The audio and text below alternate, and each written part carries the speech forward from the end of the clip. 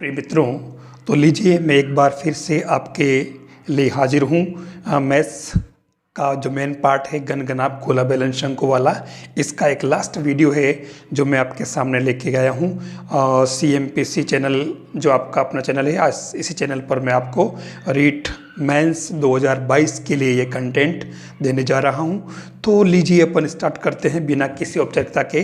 गणगनाभ गोला बेलन शंकु। एक बात आप सुन लेना, देखिए मैं आपको क्लियर बता देता हूँ कि ये वाला जो पार्ट है इसके अंदर इतने इम्पोर्टेंट क्वेश्चन लिए हैं जो किसी भी एग्ज़ाम में जनरली पूछे जाते हैं। मैं वही क्वेश्चन लेकर के आया हूँ। तो आज मैं सारे क्वेश्चन मैंने ऑब्जेक्टिव बना दिए हैं ताकि आपके पास ऑप्शन भी होगा और उस ऑप्शन के बेस पे आपको इन क्वेश्चंस को करना होगा। तो लीजिए हम इसमें स्टार्ट करते हैं हमारा फर्स्ट क्वेश्चन। फर्स्ट क्वेश्चन है, 8 सेंटीमीटर त्रिज्या वाले किसी एक 90 डिग्री कोणीय भाग वृत्तखंड की दोनों त्रिज्याओं को मोड़कर एक शंकु बनाया गया। शंकु का वक्र पृष्ठीय क्षेत्रफल क्या होगा? आपके पास 4 ऑप्शन दे रखे हैं। दिखने में सवाल काफ़ी बड़ा लगता है लेकिन वास्तव में है कुछ नहीं है। आप देखें, ये एक वृत्त है और इसके अंदर 90 डिग्री कोणीय भाग वाला ये वाला हो जाएगा। ये आपके 8 त्रिज्या, ये 90 डिग्री। अब यहाँ से इसको मोड़ करके एक शंकु बनाया। तो आप देखो इसने क्या पूछा, वक्र पृष्ठीय क्षेत्रफल। तो वक्र पृष्ठीय क्षेत्रफल इसका कौन सा हो जाएगा? ये वाला पोर्शन होगा। तो अपन जानते हैं इसका पूरा जो क्षेत्रफल होता है πr², तो इसका 1/4 पार्ट है। तो सही आंसर क्या हो जाएगा? 1/4 πr²। ये इसका आंसर हो जाएगा। तो मतलब अगर आपको पता नहीं चले तो देखिए आप इसको यूँ समझ लें, ये आपके 90 डिग्री है ये वाला, ये 8 त्रिज्या, ये 8 त्रिज्या और ये इसका 1/4 पार्ट। आप इसमें क्या करें, इसकी त्रिज्याओं को अगर आप मोड़ लेंगे, ठीक है, इस तरीके से दोनों को ये बना दी और एक शंकु बन गया आपके पास। देख लो ये शंकु बना। तो ये वास्तव में जो शंकु बना है ये कौन सा आपके, ये केवल ये वाला पोर्शन ही तो बना, ये वाला। तो ये आपके 1/4 πr² इसका आंसर आ जाएगा। नेक्स्ट क्वेश्चन कह रहा है कि 24 मीटर आधार व्यास के किसी बेलनाकार बर्तन में कुछ पानी भरा हुआ है और इनमें 6 सेमी त्रिज्या का एक गोला डुबाया जाए तो इस बर्तन में पानी के स्तर में कितनी वृद्धि होगी? 4 ऑप्शन है आपके पास में, कोई विशेष बात नहीं है। यहाँ पर आपके बेलन का आयतन जो है वो आपके इसके अंदर किसके, गोले, क्योंकि गोले के अंदर है तो 4/3 πr³। ये इसके अंदर फॉर्मूला काम आ जाएगा। आप देखो पाई से पाई कैंसिल हो जाएगा और आर का मान आपके पास कितना है, व्यास दे रखा है, थोड़ा ध्यान रखना इन चीज़ों का। तो ये हो जाएगा 12 × 12 और ये इसके अंदर आपको h जो है ये फाइंड करना है और इधर 4/3 और r जो है 6 सेमी त्रिज्या का गोला है तो ये 6 × 6 × 6 3 बार हो जाएगा। तो सीधी इसके अंदर h का मान कितना आ जाएगा? 2। ये डी इसके अंदर आंसर है। एक सिंपल सा क्वेश्चन था बिल्कुल, जो आप इजी वे में कर सकते हैं। देखिए नेक्स्ट जो क्वेश्चन है, 10 सेमी त्रिज्या वाली किसी वृत्ताकार शीट से 40% क्षेत्रफल वाला एक वृत्तखंड निकाल लिया और बची हुई शीट से एक शंकु बनाया गया। शंकु का आयतन ज्ञात करो। ये हमारे पास 4 ऑप्शन है। अब यह एक तो थोड़ा ध्यान रखना पड़ेगा, ये इसकी जगह थोड़ी इसके अंदर मिस्टेक है। आप यहाँ पर क्या लेंगे, त्रिज्यखंड, ठीक है। अब इसके अंदर आप ध्यान से देखें तो ये आपके कोई एक वृत्त है जिसकी त्रिज्या आपके पास में कितनी है, 10 सेमी है। ध्यान से देखना, ठीक है। अब इसने कहा कि 40% क्षेत्रफल, इसने जो कहा ये वाला 40% है, ठीक है। तो ये वाला कितना हो जाएगा, 60%। अब समझने वाली बात है, यहाँ ध्यान देना। तो अब यहाँ पर अपन 10 सेमी त्रिज्या का अगर वृत्त है तो इस पूरे वृत्त का क्षेत्रफल कितना हो जाएगा, 100 पाई, ठीक है। 100 पाई से इसने कहा कि 40% तो अलग से निकाल लेना, तो हमारे पास में 60 पाई बच जाएगा, ठीक है। ये 40% क्योंकि 100 आ गया था। अब यहाँ ध्यान देने वाली बात है कि ये जो, क्योंकि इससे शंकु बनाया तो शंकु बनाते ही इसके अंदर हमारे पास में ये जो शंकु बनेगा, ये शंकु इस तरीके से बनेगा। और समझने वाली बात क्या है इसके अंदर, ध्यान देना, क्योंकि इसने आयतन पूछा है तो आयतन का तो अपने को पता है, 1/3 पाई आर स्क्वायर एच। लेकिन अपन आर और एच क्या रखेंगे, अगर आप ध्यान से देखें तो इस वाले पोर्शन से इसको हटा लिया, तो इस वाले पोर्शन से हमारे पास में ये जो है ये तो क्या आ जाएगी अपने 10 सेमी, ये वाली शंकु बनाते ही ध्यान रखना। और उसके बाद में ये जो एरिया है ये वाला पूरा एरिया ये हमारे पाई आर एल होगा, और ये कितना है 60 पाई। तो पाई से पाई कैंसल, और यहाँ पर एल हमारे 10 है, तो ये 10 आर बराबर 60। ठीक है, तो ये इससे हमारे आर कितना आ गया 6 सेमी। ठीक है, तो ये आपके 6 सेमी आ गया। अब ऊंचाई की बात करें तो पाइथागोरियन ट्रिपलेट के अंदर अपन जानते हैं ये 8 हो जाएगा, 6 8 10। ठीक है, बस आपके ये आयतन जो बनेगा 1/3 पाई, और आर का मान इसके अंदर आप क्या रखेंगे 6 यानी कि 36, और ये हो जाएगा 8, तो ये 96 पाई आपके इसके अंदर सेमी क्यूब आंसर आ जाएगा। बहुत ही अच्छा क्वेश्चन है, ध्यान देना, काफ़ी घुमा फिरा के इसने सेट किया है। मैं आपको बता रहा हूँ कि आज के क्वेश्चन बहुत ज़्यादा इम्पोर्टेंट है, आपको सभी क्वेश्चंस को ठीक से समझना है। मैंने काफ़ी अच्छे और ज़्यादा क्वेश्चन लिए, और इसीलिए मैंने बोर्ड को छोड़ करके यहाँ नीचे प्लेटफॉर्म पर ले लिया है, ताकि मैं ज़्यादा काम करवा सकूँ कम टाइम में, और आपको इसका पूरा फ़ायदा मिले। नेक्स्ट क्वेश्चन कह रहा है किसी शंकु, बेलन और अर्धगोले की ऊंचाई समान है, यदि उनकी त्रिज्या का अनुपात 2, 3 और 1 है तो उनके आयतनों का अनुपात क्या होगा। सबसे पहले इसने क्या लिया, शंकु। ध्यान से देखना, चलो हम ये शंकु ले लेते हैं, थोड़ा चौड़ा हो गया कोई बात नहीं चलेगा। ये आपके शंकु, फिर इसने कहा बेलन, तो ये अपन बेलन भी ले लेते हैं साथ में, कोई विशेष बात नहीं, ये आपके बेलन।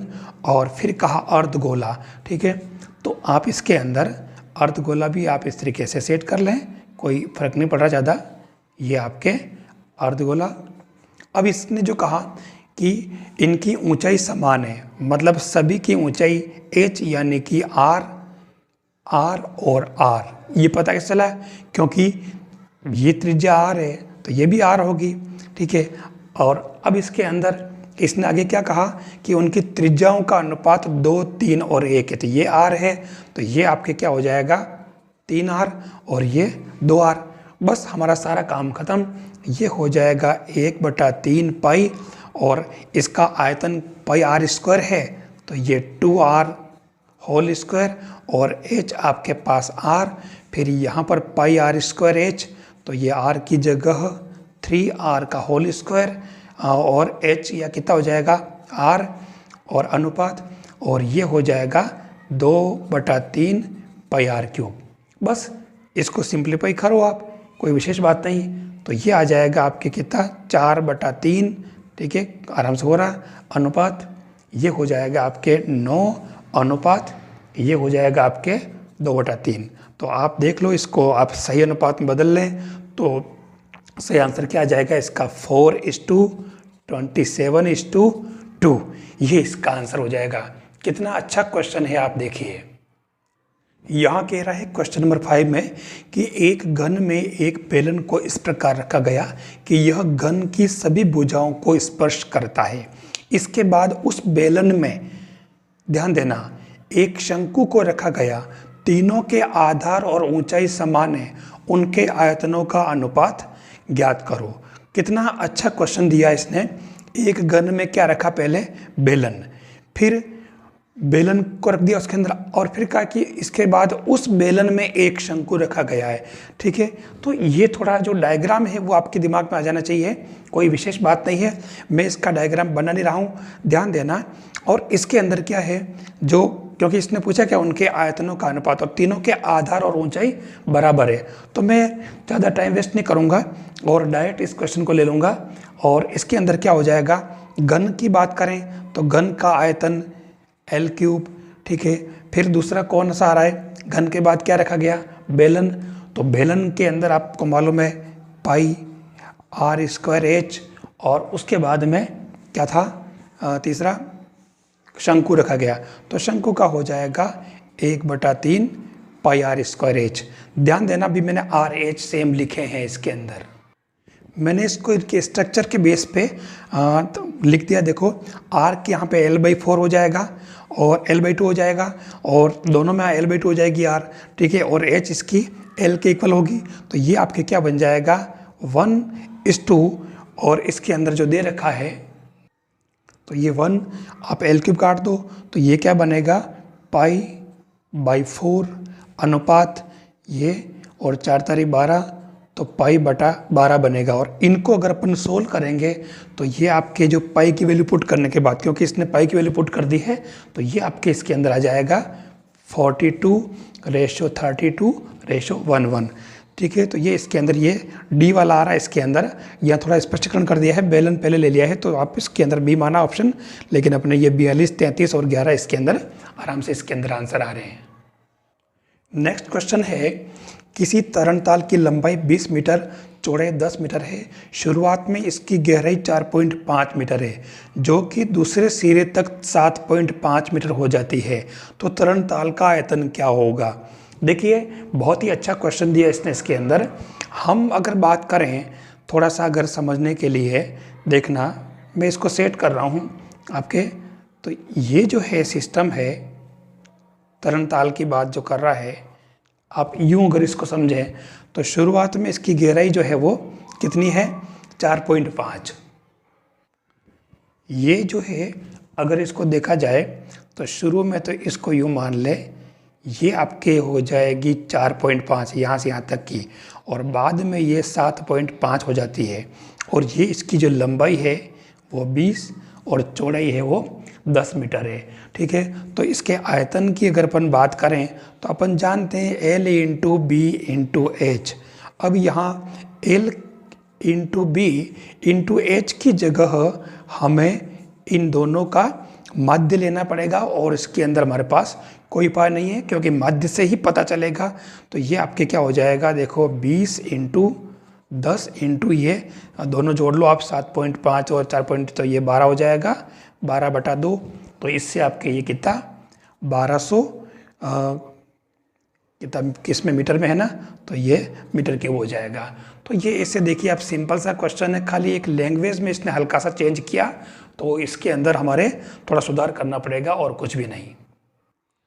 नेक्स्ट क्वेश्चन है, 2 मीटर × 1.5 मीटर × 1 मीटर नाप के पानी के टैंक को एक नल द्वारा 20 लीटर प्रति मिनट की गति से भरने में लगा समय पूछ रहा है, ठीक है। हमें करना कुछ नहीं है, हमें इसका पूरे का आयतन निकाल लेना है पहले तो आयतन क्या बन जाएगा 2 × 1.5 × 1, तो ये कितना हो जाएगा 3 मीटर स्क्वायर। और आपको मालूम है कि ये लीटर में दे रखा है, तो आप इसको 1000 से गुना कर दें तो ये 3000 लीटर आ जाएगा, ठीक है। अब ये कह रहा है कि हमें जो इसने पूछा है, क्योंकि टाइम पूछ रहा है, ध्यान देना, दिमाग लगाने वाली बात है। तो ये कह रहा है कि भाई 20 लीटर, ठीक है, इसके अंदर टाइम कितना लग रहा है 1 मिनट, ठीक है, सीधी सीधी बात। तो 1 लीटर में कितना टाइम लगेगा 1/20 मिनट। तो ऐसे ही 3000 लीटर में कितना टाइम लगेगा 1/20 × 3000 मिनट्स। तो ये इसको अगर आप थोड़ा सही कर लें तो ये आ रहा आपके 150 मिनट्स। इसको आपको बदलना आता होगा। फाइनली ये क्या बन जाएगा आपके 2 घंटे और कितने मिनट बच रहे हैं इसके अंदर, आराम से देखो 30 मिनट बच रहे हैं इसमें, तो ये 30 मिनट हो जाएगा। ये इसका आंसर है, कोई ज़्यादा दिक्कत इसके अंदर है नहीं, ठीक है। मुझे लग रहा है कि क्वेश्चन काफ़ी अच्छे हैं, और आपको लग रहा है कि क्या वास्तव में आपको ये क्वेश्चन अच्छे लग रहे हैं, तो आप कमेंट बॉक्स में आप कमेंट ज़रूर करें, और अगर और सुधार की ज़रूरत हो तो भी आप मुझे बताएं आपकी किस प्रकार की डिमांड है। आप वैसे क्वेश्चन भी आप इस पर आप डिमांड कर सकते हैं, अपने कमेंट बॉक्स में अपना कमेंट कर सकते हैं, ठीक है। इसके अलावा मैं अभी आगे क्वेश्चन और अच्छे ले रहा हूँ। वैसे मैंने सारे क्वेश्चन अच्छे लेने का प्रयास किया है आज। लीजिए बहुत ही शानदार क्वेश्चन, यदि किसी बेलन के अर्धव्यास को 50% कम करके तथा उसकी ऊंचाई को 50% बढ़ाकर एक नया बेलन बनाया जाए तो नए बेलन के आयतन में कितनी कमी होगी। सीधी सीधी बात है। अपन एक काम करते हैं, पहले जो अपन लेते हैं V1 आयतन, ठीक है। और उसके लिए अपन ऐसा करते हैं कि बेलन का आयतन है तो अपने को मालूम है कि पाई आर स्क्वायर एच। देखो ध्यान देना, बहुत इजी काम है, मैंने तरीका बता दिया आपको। आप इसमें क्या करें, क्योंकि 50% की बात कर रहा है तो मैं सुविधा के लिए त्रिज्या को तो ले रहा हूँ 2x और ऊंचाई को ले रहा हूँ 2y, ताकि आधा करने में ठीक रहेगा, ठीक है। तो अब ये उस केस में हमारे v1 क्या हो जाएगा, पाई इंटू 2x का होल स्क्वायर 2y, यानी कि v1 कितना हो गया, ये 4 दूनी 8, बेलन है ना, हाँ, तो ये 8 पाई एक्स स्क्वायर वाई, ठीक है। ये आपका पहला आयतन आ गया। फिर दूसरी कंडीशन में अगर बात करें अपन v2, तो v2 के अंदर पाई, और अब ये कह रहा है कि 50% त्रिज्या को तो कम कर दिया, 50% कम, यानी 2x का आधा करो, तो ये अब आर आपकी कितनी हो जाएगी, दूसरी कंडीशन में आपके 3x हो जाएगी, ठीक है ना। 50% कम कर दिया, नहीं 3 क्या, खाली x हो जाएगी, सॉरी।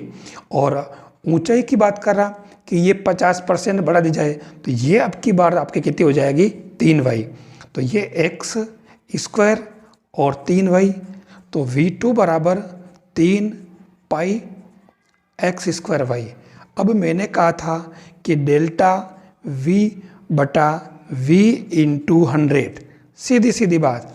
तो डेल्टा v इनका अंतर देख लो, 8 में से 3 गए, कितना बचा, 5 पाई एक्स स्क्वायर वाई, और प्रारंभिक मान v1, तो ये आपके क्या हो गया, 8 पाई एक्स स्क्वायर वाई इंटू 100, ये बेचारे गए। और ये आप देखो, इसको अगर आप हल करेंगे तो आपके सीधा सीधा ये 62.5% आ जाएगा। ये तरीका मैं आपको सब जगह बता चुका हूँ पहले। आप ये परसेंटेज वाले सवाल आप ऐसे ही करें, ठीक है। ये मानने में थोड़ा ध्यान रखना पड़ेगा, यहाँ सेम कर दिया, अगर यहाँ 50% की जगह कुछ और होता तो हमें वो आधा करके कितना कम करा, तो यहाँ अपने को आधा करने में बटे बटे नहीं आए, उसके लिए अपने को संख्या ऐसी मान लेनी ताकि वो 40% कहे, 30% कहे, तो अपन उसको टुकड़े में डिवाइड करने में दिक्कत नहीं हो। फिर यहाँ कह रहा है कि 20 सेमी व्यास के एक गोलार्ध पर शंकु रखा है। यदि शंकु के पेंदे का व्यास गोलार्ध के व्यास के बराबर है और शंकु की ऊंचाई पेंदे के व्यास की दुगुनी हो, तो दोनों पिंडों का सम्मिलित आयतन क्या बनेगा, ठीक है। आप एक काम करें, देखो हम इसके अंदर जो डायग्राम बनाएंगे वो कैसा बनाएंगे, ये आपके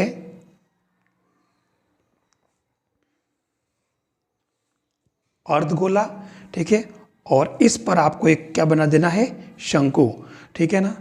और ये इसकी ऊंचाई हो जाएगी और ये इसकी त्रिज्या। अब यहाँ थोड़ा ध्यान देने वाली बात है, 20 सेमी व्यास के एक गोलार्ध, ठीक है ना, यानी कि आपके पास में r बराबर क्या दे रखा है, 20 सेमी, सीधी सीधी बात। और फिर इसने क्या कहा कि यदि शंकु के पेंदे का व्यास, शंकु का पेंदे का व्यास कितना है, गोलार्ध के व्यास के बराबर है, मतलब अपन साफ साफ बात कर लें, हमारे r इसकी कितनी हो जाएगी, 10, और शंकु की ऊंचाई पेंदे की ऊंचाई की दुगुनी है, ठीक है। तो यहाँ पर आप सीधी सीधी देख लें कि ये अगर 10 है तो हमारे r जो है ये कितना हो जाएगा, 40 हो जाएगा, 4r से, है ना। व्यास की बात कर रहा था ना, तो ये भी आपके r ही होगा दोनों। तो उस मतलब ऊंचाई जो है इसकी वो आपके 40 बन जाएगी, h बराबर 4r से, ठीक है। बस ये हमारा काम कंप्लीट। तो अब अपन इसके अंदर क्या करें कि पहले कोण का आयतन निकाल लें, तो 1/3 पाई आर स्क्वायर एच, 1/3 पाई, पाई में आ रहे, पाई की वैल्यू पुट करनी नहीं है, आर हमारे कितना है 10 यानी कि 100, एच यानी कि 4, ठीक है। तो ये 400 कितना आ रहा है, ये कितना, एच कितना है अपने 40 है ना, तो ये 4000/3 पाई आ जाएगा। फिर अपन स्फेयर है ना, हेमी स्फेयर की बात कर रहे हैं, तो वो कितना हो जाएगा आपके 2/3 पाई आर क्यूब, है ना। तो ये हो जाएगा 2/3 पाई, और कुल आयतन निकालेंगे, ठीक है, कोण प्लस स्फेयर, तो ये आप देखो कितना हो जाएगा, टोटल आयतन ही पूछा इसने, तो 4000/3 2000, तो ये कितना आ गया आपके 2000 पाई सेमी क्यूब। बिल्कुल सिंपल सा आंसर, इसके अंदर कोई बड़ा काम नहीं है। क्वेश्चन कह रहा है यदि एक शंकु के वक्र पृष्ठ का क्षेत्रफल दूसरे शंकु के वक्र पृष्ठ के क्षेत्रफल का 3 गुना है तथा यहाँ दूसरे की जगह प्रथम है, प्रथम शंकु की तिर्यक ऊंचाई दूसरे शंकु की तिर्यक ऊंचाई की 3 गुना है, तो उनके आधारों का क्षेत्रफल का अनुपात क्या होगा, ये इसके अंदर पूछा है। अब यहाँ हम एक काम करते हैं, 2 शंकु ले लेते हैं, सीधी सीधी बात, ये आपके पहला शंकु, ठीक है, और ये आपके दूसरा शंकु, ठीक है। अब इसने जो कहा कि इनके वक्र पृष्ठ 3 गुने की बात करा, मान लो अपन इसको ले लेते हैं पाई r1 L1 और ये पाई r2 L2। तो इसने कहा कि जो आपका एक शंकु का वक्र पृष्ठ दूसरे के पृष्ठ का 3 गुना है, तो लोन अपन एक काम करते हैं, पाई r1 L1 बराबर 3 पाई r2 L2 ले लेते हैं, ठीक है। अब इसके अंदर जो ध्यान देने वाली बात क्या है, पाई से पाई तो आप काट दो, कोई दिक्कत ही नहीं। फिर आगे कहा कि प्रथम शंकु की तिर्यक ऊंचाई, ध्यान देना यहाँ ये आपका प्रथम शंकु की तिर्यक ऊंचाई और द्वितीय शंकु की तिर्यक ऊंचाई, थोड़ा सा दिमाग लगाना यहाँ, प्रथम की तिर्यक ऊंचाई दूसरे शंकु की तिर्यक ऊंचाई की 3 गुना है, तो अगर दूसरे की अगर L माने तो ये क्या हो जाएगा आपके 3L, बस हमारा काम खत्म। ये आपके R1 और L1 आपके कितना है L, और ये 3 R2 और L2 आपके कितना है 3L, L से L कैंसिल, तो ये R1 अपॉन R2 कितना आ गया 3, ठीक है। अब इसने क्या पूछा कि उनके आधारों के क्षेत्रफल, तो आधार क्या है pi R1 square upon pi R2 square, pi से पाई कैंसिल है ना, ये तो कितना आ जाएगा, ऊपर तो R1 तो अपने R1 अपॉन R2 की वैल्यू 3 आ रही है, तो ये कितने आ जाएगी 3 का स्क्वायर 9/1, तो ये 9:1 इसका हो जाएगा आंसर। लीजिए नेक्स्ट जो क्वेश्चन है बहुत ही अच्छा, 12 सेमी व्यास का एक वृत्तीय बेलन जल से अंशतः भरा हुआ है, ठीक है। यदि इसमें 6 सेमी व्यास का एक गोला पूर्णतः डुबा दिया जाता है तो बेलन में जल की सतह कितनी ऊंचाई, अरे यार बिल्कुल सीधा सा सिंपल सा क्वेश्चन है, इसमें तो कुछ विशेष बात है ही नहीं है, ये है और ये अंश तब भरा है, ठीक है, और इसके अंदर एक गोला डाल दिया, ठीक है, उसकी त्रिज्या कितनी है 6 सेमी और 12 सेमी व्यास का कह रहा है, तो ये इसकी जो त्रिज्या हो जाएगी अपने बेलन की वो 6 सेमी हो जाएगी। तो अपन जानते हैं बेलन का आयतन बराबर गोले का आयतन, तो ये 4/3 पाई R square pi R Q है ना, तो बस पाई से पाई कैंसिल, और हमारे को इसने कहा कि ये H कितना हो जाएगा, तो R तो अपने हो गया 6 × 6, H निकालना है 4/3, और फिर इधर ये क्या बन जाएगा आपके R³ है ना, यहाँ R³ ध्यान देना, तो ये 6 सेमी व्यास कह रहा है, ठीक है, तो ये भी 3 हो जाएगा, तो 3 3 3, ठीक है, ये एक 3 कैंसिल, और ये आपके 3 से ये कटा 2 बार, इस 3 से कटा 2 बार, तो ये H बराबर 4 से 4 कट गया, तो ये 1 सेमी ऊपर चढ़ जाएगा, सी वाला ऑप्शन इसके अंदर करेक्ट है। कितना अच्छा क्वेश्चन है, जनरली ऐसे ही क्वेश्चन बनते हैं। आज मैंने लगभग इनमें सभी तरह के क्वेश्चन ले लिए हैं, आप इनको ठीक से समझ लेना। नेक्स्ट क्वेश्चन है, एक 22 सेंटीमीटर इंटू 4 सेंटीमीटर के आयताकार कागज को मोड़कर एक 4 सेमी ऊंचाई का एक बेलन बनाया है।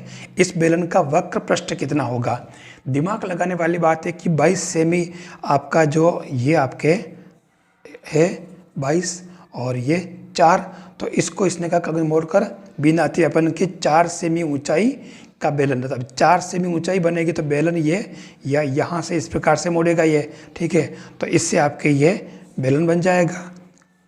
इस बेलन के लिए इसने कहा कि हमारे जैसा इसने कहा है, तो ये H तो इसके अंदर हो गया 4 सेमी, और ये 2 पाई R जो चौड़ाई थी इसकी ये वाली, ये इसके क्या बन गई आपके 2 पाई R 22, तो ये इससे आपके R का मान क्या आ जाएगा 11/पाई, ठीक है। अब इसने क्या कहा कि इसका वक्र पृष्ठ कितना होगा, तो वक्र पृष्ठ कितना होता बेलन का 2 पाई RH, ठीक है, तो ये आपके 2 × पाई × R जो है इसके अंदर आपके कितना अपन निकाल लिया है 11 बटा पाई, और ये हो जाएगा 4, पाई से पाई कैंसल, 11 चौके 44 88 सेमी स्क्वायर। ये आपके इसका अंदर सही आंसर होगा। कौन सा? बी वाला ऑप्शन इसके अंदर करेक्ट है ना। अच्छा क्वेश्चन। नेक्स्ट क्वेश्चन कह रहा है एक 6 मीटर चौड़ी और 1.5 मीटर गहरी नहर में पानी 10 किलोमीटर प्रति घंटे की गति से बह रहा है। यदि 8 सेमी भरा हुआ पानी चाहिए तो 30 मिनट में कितने क्षेत्रफल की सिंचाई करेगी? मतलब खेत में 8 सेंटीमीटर पानी भरा हुआ होना चाहिए। तो पहली बात तो मैं आपको बता दूं, ध्यान में होना चाहिए आपके कि 1 आर होता है 100 मीटर स्क्वायर, और 1 हेक्टार या हेक्टेयर ये होता है आपके 100 आर, यानी कि 100 इंटू 100 मीटर स्क्वायर। इसको अपने को पहले ही ध्यान में रख लेना है। अब जो ये कह रहा है हम इसके हिसाब से चलेंगे कि इसकी इसी रेखा है 6 मीटर चौड़ी, यानी आपके पास में बी तो हो गया 6 मीटर, ठीक है, और गहराई एच हो गई 1.5 मीटर, ठीक है, और लंबाई जो कह रहा है थोड़ा सा दिमाग लगाना पड़ेगा कि 10 किलोमीटर प्रति घंटा और ये 30 मिनट के अंदर कह रहा है। तो ये अगर 1 घंटे में ये 10 किलोमीटर चले, ठीक है, तो आधे घंटे यानी कि 30 मिनट में कितनी की चलेगी? 5 किलोमीटर, यानी कि 5000 मीटर। तो ये इसकी जो लंबाई हो जाएगी वो 5000 मीटर हो जाएगी। इससे इसका आप आयतन निकाल लें तो ये एल बी एच, तो ये आपके कितना आ जाएगा? गुणा करो देखो, तो ये 6, चलो कर ही लेता हूँ मैं देखता हूँ कि टाइम बचा दूँ। तो ये वी आ जाएगा 15 छंग 90 और 9 5 45, यानी कि 45,000 इसके अंदर आ रहा है इसका मीटर क्यूब में आयतन, ठीक है, कोई विशेष बात नहीं है, ये आपके दिमाग में आ गया। अब पानी, जो समझने वाली बात है वो क्या है कि पानी कितना रहना चाहिए?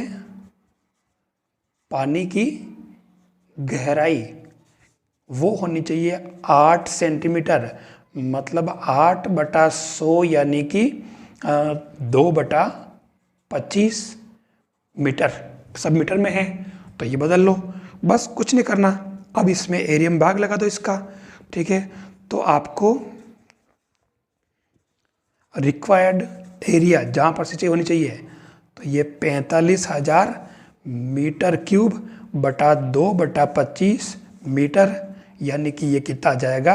25 ऊपर चला जाएगा तो ये आपके जो आएगा 56.2500 मीटर स्क्वायर, यानी कि ये 56.25 हेक्टेयर आ जाएगा। तो ये इस तरीके से आपको ऐसे क्वेश्चंस को समझना होगा।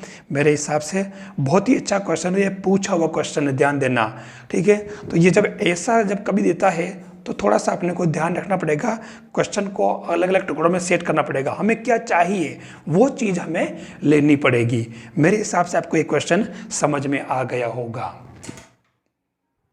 यहाँ जो क्वेश्चन दे रखा है 14 वाला, आप देखना, 9 सेमी भुजा वाले घनाकार लकड़ी के टुकड़े को 3 सेमी भुजा वाले छोटे घनों में काटा गया है। तो लकड़ी के टुकड़े की सतह क्षेत्रफल और नए बने हुए कणों के संपूर्ण पृष्ठ के क्षेत्रफल का अनुपात क्या है? क्वेश्चन थोड़ा सा इसने घुमा दिया है।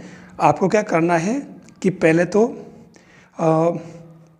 एल क्यूब बराबर एन एल क्यूब कर देना है ताकि घनों की संख्या आ जाए, ठीक है, मतलब 9 × 9 × 9 और n और l कितना 3 × 3 × 3, इससे आपके n की वैल्यू आ जाएगी 27, यानी कि 27 घन आपके इसके अंदर आ जाएंगे। बस उसके बाद इसने क्या पूछा कि उनके पृष्ठीय क्षेत्रफलों का अनुपात कितना होगा, तो आपका ये जो बनेगा वो क्या बन जाएगा 6l² बटा n × 6l² बन जाएगा। सीधी सीधी बात, ये तो पूछा इसने, तो ये आपके 6 × l तो हो जाएगा 9 और नीचे n आपके 27 और ये आपके l जो है वो इसका कितना था 3 × 3। बस हमारा काम ख़त्म, ठीक है, एक ये 6 हो गया ना, इसका चक्कर पड़ जाएगा अभी, तो इससे आपके ये 1:3 आ जाएगा। तो देखिए बिल्कुल ये सिंपल सा क्वेश्चन है इसके अंदर, ये सी वाला ऑप्शन इसके अंदर क्वेश्चन को थोड़ा घुमा दिया है, थोड़ा सोच समझ के काम करना आपको, बहुत ही अच्छा क्वेश्चन है ये। ये जो परसेंटेज वाले क्वेश्चन होते हैं, बेलन की त्रिज्या और ऊंचाई, प्रश्न क्या है, यदि किसी बेलन की त्रिज्या और ऊंचाई दोनों में 20% की वृद्धि होती है तो उसके आयतन में कितने % वृद्धि होगी। मैंने कहा कि आपको सीधा सीधा पहले जैसे आपको शुरुआत में आयतन लेना है, तो बेलन का आयतन अपन जानते हैं πr²h, ठीक है। हमें यहाँ r और h मानने में थोड़ा ध्यान देना पड़ेगा, ठीक है। मैं दोनों ही देखो साथ साथ लिखता हूँ, ठीक है। दूसरी कंडीशन भी, सुविधा के लिए हम क्या करते हैं, जो हमें ध्यान रखना होगा, पहले इसने कहा कि दोनों में 20% की वृद्धि की बात कर रहा है, तो 20% की वृद्धि की अगर बात करें तो अपन इसको सुविधा से अपन क्या करें, हाँ मैं इसको ऐसा करता हूँ, त्रिज्या को इसके अंदर 5r मान लेता हूँ, ठीक है, 5r, ठीक है ना, ताकि थोड़ी ये अगर 5r है तो 20% वृद्धि होते ही कितना हो जाएगा, ये आपके 6r हो जाएगा, ठीक है ना, 1r इसके अंदर बढ़ जाएगा। और ऊंचाई को अपन इसके अंदर मान लेते हैं 10h, ये एक तरीका है ताकि हमारे के वो उसके, क्योंकि इसने कहा कि जो 20% वाली बात चल रही है ना, तो उससे आपके दिक्कत नहीं आएगी इसके अंदर, तो ये हो जाएगा आपके 12h, ठीक है ना, मतलब ये इसका तरीका हो जाएगा। ये जैसे आपको मानना आ गया, ठीक है ना, अब देखो ना 20% का मतलब तो हो जाएगा आराम से, ये एक बढ़ जाएगा तो 5 और 1 6 हो जाएगा, है ना। ये वास्तव में हुआ कैसे, ये 5r + 1r बराबर 6r, और ये इसके अंदर 10 माना था अपन ने, तो इसके अंदर 2 बढ़ जाएगा, 10 और 2 12, ठीक है ना। अपन अगर चाहते तो इसको 10 नहीं मान के ना 5 भी मान सकते थे, कोई विशेष बात नहीं है, ठीक है ना। और मैं तो कह रहा हूँ तो इसको 10 मत मानो, चलो 5 ही लेने दो, ठीक है, दोनों में 5 की वृद्धि करा तो दिक्कत क्या है। तो ये भी आपके कितना हो जाएगा, 6h हो जाएगा, देखना है ना। तो ये इस तरीके से आपके, अब इसके अंदर फर्क क्या पड़ा, यहाँ जो अपन ने ये माना, तो ये क्या बन जाएगा आपके, पहला v1, तो v1 तो हो जाएगा आपके पाई, और r की जगह आपको कितना लिखना 5r, तो ये कितना हो गया 25r² × 5, है ना, तो ये 5h, तो v1 क्या हो जाएगा आपके 125 पाई r²h, यानी कि 125K, ठीक है। अब v2 की बात करें तो यहाँ पर दोनों 6 हो गए, तो v2 बराबर पाई × r6, यानी कि 36r² × 6h, तो ये v2 क्या हो जाएगा 36 6 कितना हो जाएगा 6 × 6 और 6 यानी 216 पाई r²h, यानी कि 216K। बस अब आपको क्या करना, डेल्टा v निकालना, डेल्टा v/v। तो देखो आप 216 में से 125 गए, कितने बचे, माइनस कर लें आप, तो ये मैंने कैलकुलेशन राइट कर दी है, ये आपके 91 बच रहा है, तो ये 91/125, ठीक है ना, और ये 100, तो ये आपके कितना आ जाएगा 72.8, है ना, सीधा सीधा ये 72.8% इसका आंसर आ जाएगा। बिल्कुल सरल तरीका। इसके अंदर अपन ने पहले 5 और 10 मानने की पीछे रीजन था कि थोड़ी ये संख्या जो है वो एकदम कट जाए, वैसी बन जाएगी। तो ये आपको तरीके याद रखने हैं, इससे आप इजीली में क्वेश्चन कर सकते हैं। तो ये इस तरीके से आपके घन घनाभ गोला बेलन शंकु वाला जो पार्ट है, क्योंकि जो इसके जस्ट पीछे वाला जो वीडियो मैंने भेजा था उसके अंदर थोड़ी वॉइस प्रॉब्लम हो रही थी, और उसमें जो क्वेश्चन का लेवल वैसे बहुत अच्छा था, लेकिन मैंने आज उन्हीं को फिर से कुछ नए सिरे से अच्छे क्वेश्चंस डालने के बाद में एक नया वीडियो तैयार किया है। मेरे हिसाब से घन घनाभ गोला बेलन शंकु, अगर आप ये इन 2 वीडियो को स्टडी ठीक से कर लेते हैं, आज वाला वीडियो अगर आपने, मैं तो कह रहा हूँ कि इसके पहले वाले अगर आपने नहीं देखे, और अगर आज वाला वीडियो अगर आप ठीक से देख लेते हैं, आज वाला ये जो कॉन्सेप्ट है, मुझे इतना विश्वास है कि आपका घन घनाभ गोला बेलन शंकु का कोई सा भी क्वेश्चन आ जाए, चाहे वो CET में आए, चाहे वो REET में आए, चाहे एलडीसी में आए, किसी में भी आए, आपका क्वेश्चन रॉन्ग नहीं हो सकता, मुझे इतना विश्वास है। क्योंकि मैंने आज लगभग सब तरह के क्वेश्चंस को इसके अंदर इस 30-35 मिनट की वीडियो के अंदर आपको शामिल कर दिए हैं और करके बताएं, ताकि आपको पता चले कि क्वेश्चन हो कैसे रहा वास्तव में। तो मेरे हिसाब से आप बहुत अच्छे क्वेश्चन मैंने डाले हैं, आप इनको देखें, समझें। अगर आपको वीडियो अच्छा लगे तो आप वीडियो को लाइक ज़रूर करें, आप शेयर करें, CMPC यूट्यूब चैनल को सब्सक्राइब जरूर करें, जो आप जानते हैं इस बात को, क्योंकि मैं आपके लिए काम कर रहा हूं और आपने इस चैनल पर विश्वास जताया है, तो आप विश्वास बनाए रखें। मैं आपके विश्वास पर खरा उतरने की पूरी कोशिश करूंगा और नेक्स्ट वीडियो लेकर के अपन फिर से मिलते हैं अगले टॉपिक पर। तब तक के लिए थैंक्स।